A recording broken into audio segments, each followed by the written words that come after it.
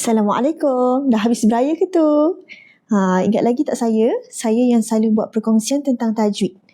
Okey, jadi ni saya nak share satu pantun raya untuk semua. Okey, dengarkan. 2, 3 kucing berlari, mana nak sama dengan si kucing belang? Hukum tajwid masih ingat ke lagi? Jom sama-sama kita buat ulang kaji ya sayang. Okey tak? Saya ubah sikit daripada lirik lagu Jodoh Lebaran. Okey, jom kita buat ulang kaji sikit. Okey, kalau kita nak berhentikan bacaan pada perkataan ni, perkataan hamlahunna. Pada perkataan hamlahunna, macam mana nak baca kalau kita nak berhenti kat situ? Okey. Okey, so kat sini cara bacanya adalah wa ulatul ahmali ajaluhunna an yad'na hamlahun. Dengar tak saya baca panjang dekat nun sabdu tu? Saya baca pada 2 harakat. Sebab apa? Sebab wajibul gunnah. So, salah kalau saya baca pendek. Salah kalau baca macam ni.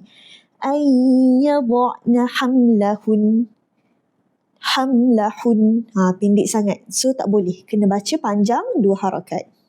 Okey, contoh lain. Wa izibtala Ibrahim rabbuhu bikalimatin fa'atammahun. Okey, panjang. Fa'atammahun.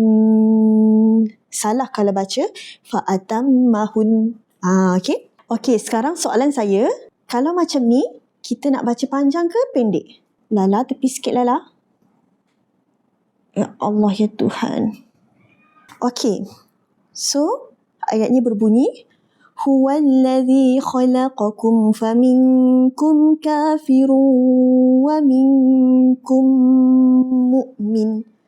Okey, baca pendek ataupun baca panjang. Wa minkum mu'min.